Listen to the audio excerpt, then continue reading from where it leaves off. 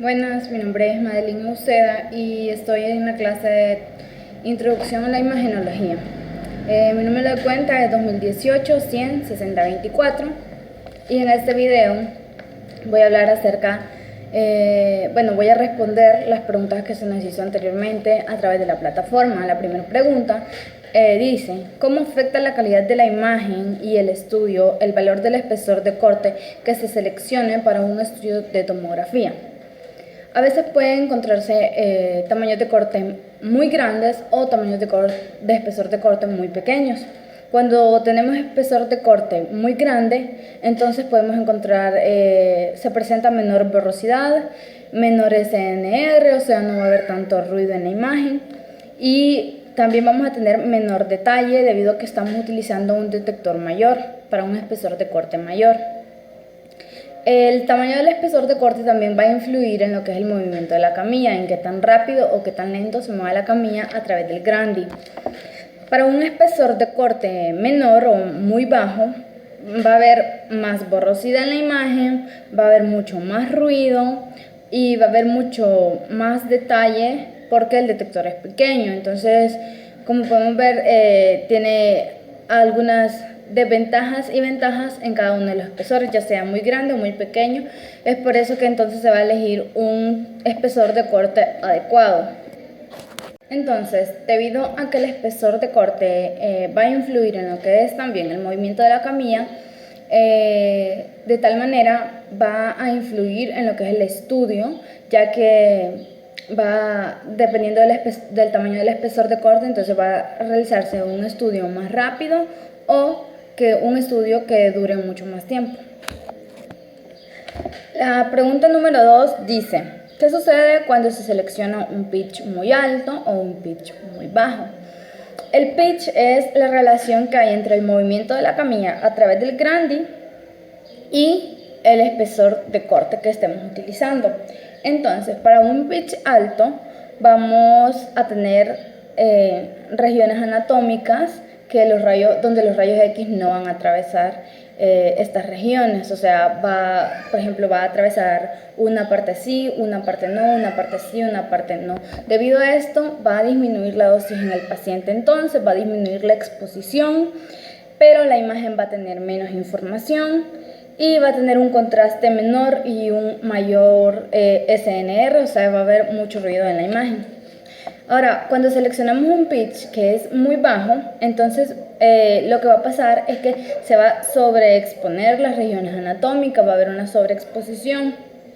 ¿Por qué? Porque como es la relación del movimiento de la camilla y el espesor de corte, entonces la camilla va a ir más lento y también el espesor de corte va a influir porque van a haber ciertas regiones anatómicas que se van a sobreexponer, es decir, que la van a atravesar demasiados rayos X, más de lo necesario. Entonces va a haber un aumento de dosis para un pitch bajo, pero va a haber mejor contraste, va a haber menor ruido, va a tener una mejor calidad de la imagen respecto a los planos sagital y coronal. Entonces, para eso también tenemos que elegir un pitch adecuado, que no sea ni tan bajo ni tan alto. Tenemos tres tipos de pitch. Tenemos el 1, el 1.5 y el 2. En la mayoría de la pregunta número 3 dice: ¿qué ventajas presenta un tomógrafo de 360 cortes respecto a un tomógrafo de solo 64 cortes? Entonces, el espesor de corte va a influir en varias cosas. Entre más cortes tenga el tomógrafo, entonces se va a necesitar menos tiempo en el estudio. Al estudio durar menos tiempo, va a haber una disminución en la dosis del paciente. También para un tomógrafo de 360 cortes se va a mejorar la calidad de la imagen. Y si tenemos un tomógrafo de solo 64 cortes, va a durar más tiempo el estudio, va a tardar más tiempo, se va a aumentar la dosis en el paciente, la calidad de la imagen es posible que tenga más artefactos, o sea, no va a tener una buena calidad de la imagen. Entonces, ¿esto por qué pasa? Porque el espesor de corte se refiere a la zona que va a rodear al paciente, irradiando ya sea una mayor o una menor región. Entonces, entre más números de cortes tenga un tomógrafo, se va a irradiar más rápido una zona grande del cuerpo, pero si tiene menos espesor de menos cortes, perdón, entonces el haz de rayos X va a ser más pequeño, se va a irradiar una zona más pequeña, entonces para esto va a necesitar más tiempo. Si la zona que queremos irradiar es grande, va a tardar más tiempo. Ahora vamos con la pregunta número 4, que dice ¿qué factores influyen en la eficiencia de los detectores de un tomógrafo? Entonces, la eficiencia de esos detectores va a depender de 3 factores. El primero, la geometría del detector, es decir, el tamaño del área que capta los rayos X. Si el detector es más grande o si el detector es más pequeño. Si el detector es más grande, va a captar más número de rayos X, y si el detector es pequeño, va a detectar menos números de rayos X. Y los detectores pequeños captan entonces menos señal y brindan menos información. Los detectores más grandes, lo que va a pasar es que se pierde resolución espacial.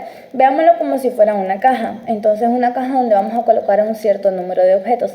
Si la caja es muy grande y los objetos son pocos, la caja va a quedar vacía. Entonces, esto va a representaría el espacio, representaría la resolución espacial que se pierde.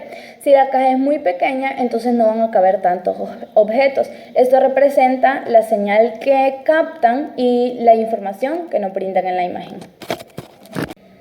Hay detectores que son de un poco espesor, entonces estos se van a utilizar para zonas más pequeñas de las regiones anatómicas, digamos para cuello o cabeza, que el grosor es más pequeño, y los detectores de mayor espesor se van a utilizar para zonas o regiones anatómicas donde haya más grosor, como ser el torso, como ser la parte del tórax o el abdomen.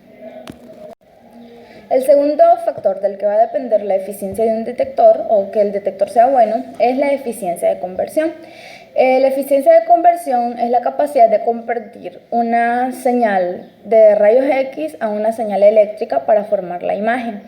Entonces, en este proceso, la idea es de que se pierda lo menos posible de información. O sea, en el momento en que va pasando, que se convierte la señal de los rayos X a señal eléctrica, un buen detector no va a permitir que se pierda tanta información.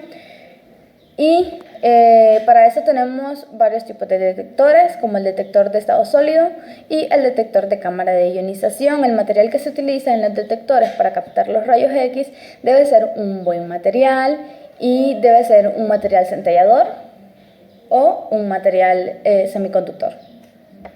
El detector, para que sea un buen detector, debe tener una buena eficiencia de detección cuántica. Esto quiere decir que debe de poder o de tener la capacidad de captar la mayor cantidad posible de rayos X que hayan atravesado al paciente para que no se pierda información. Para que la eficiencia de detección cuántica sea alta, es bueno que el detector esté construido de un material que tenga un alto número atómico, y de esta forma su eficiencia va a aumentar en gran cantidad.